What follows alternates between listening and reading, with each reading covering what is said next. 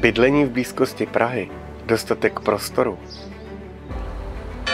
Veliká zahrada, to je rodinný dům v Roztoklatech. Má dispozici 6+1 a rozlohu 170 metrů čtverečních. Ve spodním patře najdete obývací pokoj spojený s kuchyní,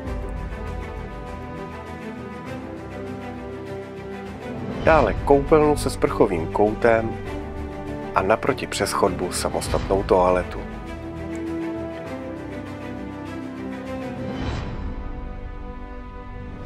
V patře najdete další 3 samostatné a neprůchozí pokoje, které tak poskytují soukromí a pohodlí.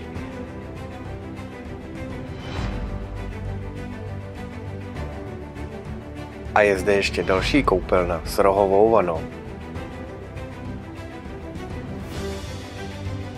A co zahrada?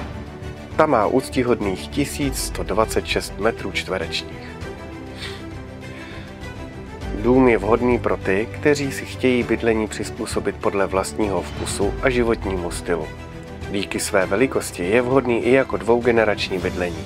Pokud tedy hledáte veliký dům a láká vás vybudovat si domov podle vlastních představ, jste tu správně.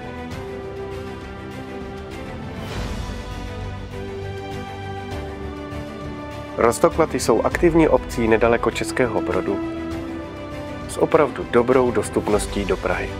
Umístění domu nabízí klid a soukromí.